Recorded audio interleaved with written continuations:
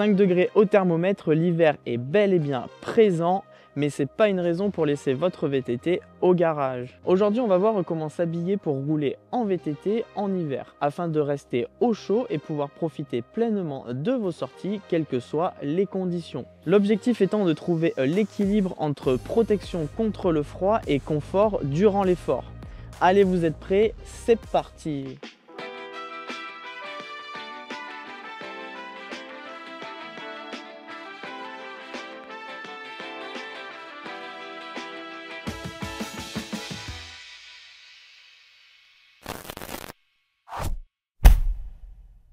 Allez, on commence tout de suite par la partie basse. Quand on roule l'hiver à VTT, le cuissard et le short, on le laisse au placard. On va pouvoir opter pour un bon vieux collant long qui va protéger vos jambes jusqu'aux chevilles. Aujourd'hui, ces collants sont même doublés avec une matière polaire côté chair pour maintenir encore plus vos guibolles au chaud. Bon, si vous n'êtes pas fan de mon collant long et que vous ne voulez pas en mettre, vous avez la possibilité de protéger vos jambes du froid grâce aux pantalons. Aujourd'hui, on en voit de partout. Ils sont construits dans des matières résistantes qui vous permettront d'être serein dans les branches, d'envoler les sentiers et en cas de chute. Vous ne craignez rien, ni votre peau, ni vos vêtements. Et vous serez au chaud, même dans les températures les plus fraîches. Personnellement, j'utilise les deux, j'aime bien utiliser les deux, j'aime alterner, ça me permet de choisir aussi en fonction de ma pratique, de ce que je fais. Généralement, j'opte pour le pantalon lors de mes sorties enduro all mountain et je réserve le bon vieux collant pour mes sorties un peu plus cross-country. Maintenant qu'on a vu le bas, voyons comment se réchauffer au niveau du haut du corps. Pour rouler en VTT en hiver, la clé c'est de s'habiller en couches. Chaque couche joue un rôle crucial pour vous protéger du froid, de l'humidité et du vent. La première couche, la couche de base.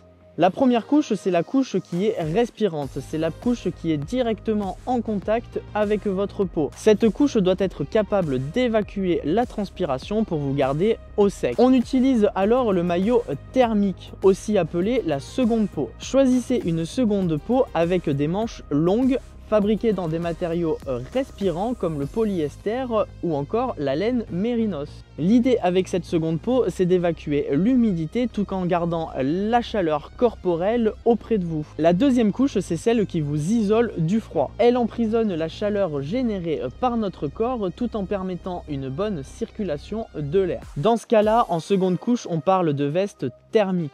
Les matériaux pour ces vestes sont parfaits pour créer une bonne barrière thermique sans être trop encombrante. Bien entendu, il existe différents modèles.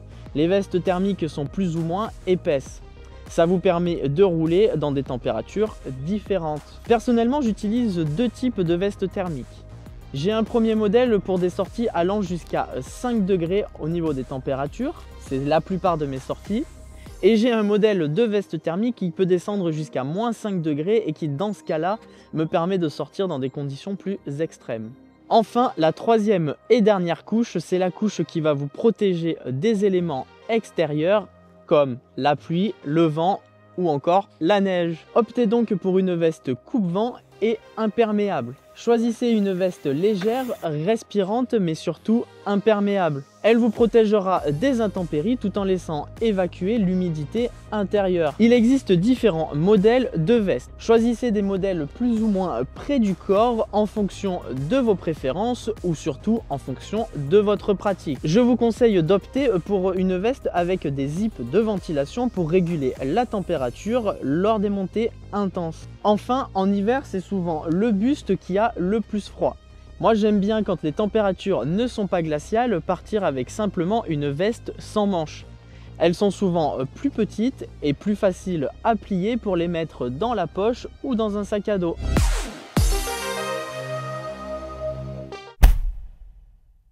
L'hiver, ce sont la plupart du temps les extrémités qui craignent le plus du froid, à savoir les mains, les pieds et la tête.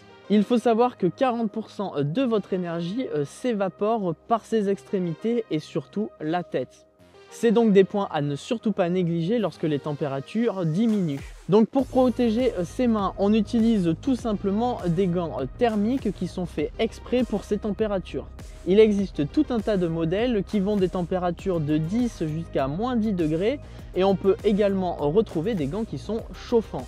Attention malgré tout à ces différents types de gants. Il existe des gants qui sont faits pour toutes les pratiques, le VTT compris, mais certains gants sont faits uniquement pour le vélo de route.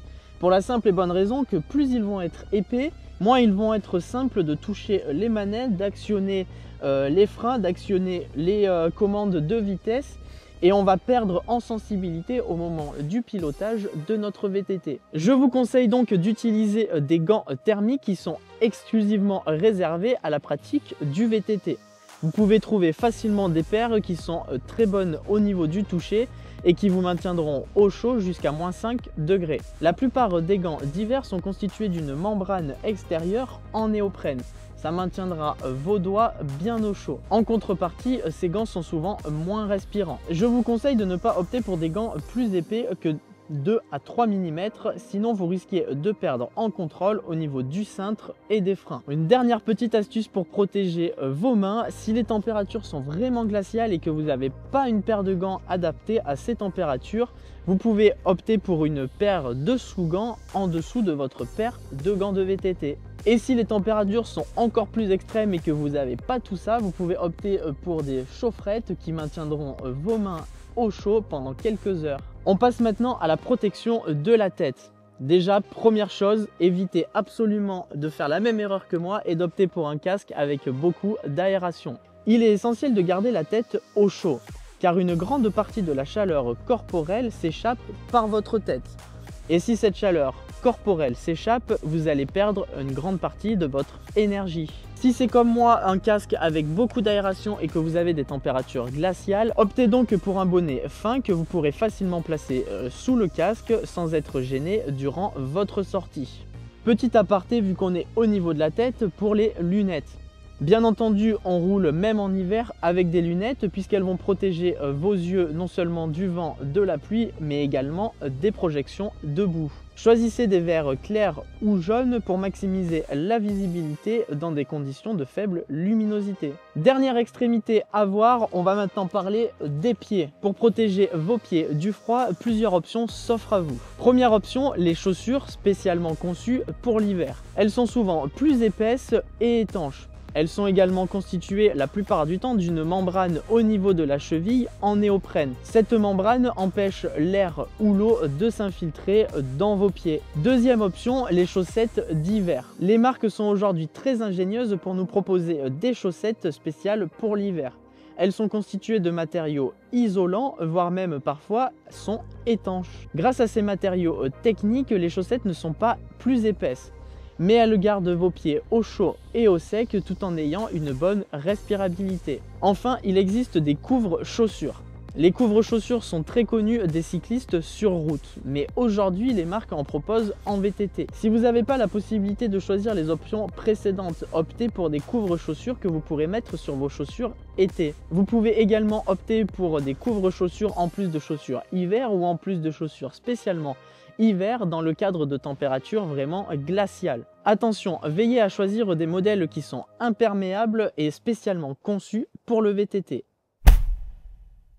En fonction des conditions météo durant votre sortie, vous pouvez ajuster votre tenue de base avec quelques accessoires supplémentaires. Je pense notamment au tour de cou. Il est parfait pour vous protéger le cou du froid et il peut même être relevé jusque à la bouche ou sur le visage en cas de froid extrême. N'oubliez pas également d'adapter votre tenue en fonction de votre sortie. Il est logique que lorsque vous partez, si vous partez tôt le matin, il fasse plus froid. Donc vous allez naturellement plus vous couvrir. Au fur et à mesure de la sortie, les températures vont augmenter et vous allez monter dans l'effort, donc vous risquez d'avoir plus chaud. Si vous êtes dans ce cas de figure, alors faites tomber une couche pour ne pas exploser de chaud et ne pas surtranspirer. Idem en montée, vous risquez d'avoir chaud et de transpirer, alors que dans les descentes, le froid peut vite vous rattraper. N'hésitez pas donc à ouvrir ou à retirer carrément votre veste dans une longue montée et la remettre au moment de la descente. Ça vous évitera ainsi de tomber malade.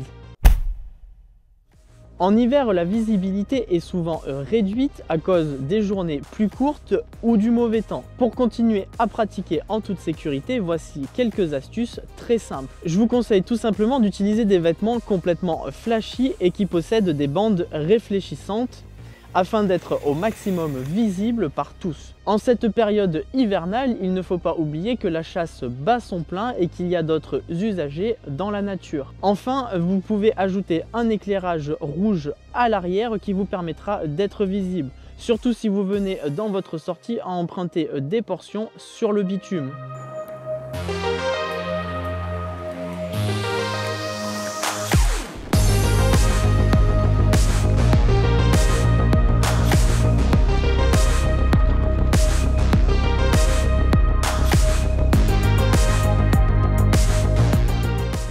Et voilà, vous avez maintenant toutes les astuces pour bien vous habiller et pour continuer à profiter de vos sorties VTT, même en plein hiver. Retenez bien que s'habiller en couche, protéger ses extrémités et rester visible sont les clés pour continuer à rouler confortablement et en toute sécurité, même quand les températures chutent. Et ça, on va pas s'en priver. Si cette vidéo vous a aidé, n'oubliez pas d'apposer un petit j'aime et surtout de vous abonner et d'activer les notifications pour être au courant des prochaines vidéos. D'ailleurs, à ce sujet, moi je vous dis à la semaine prochaine pour une nouvelle vidéo. Ciao!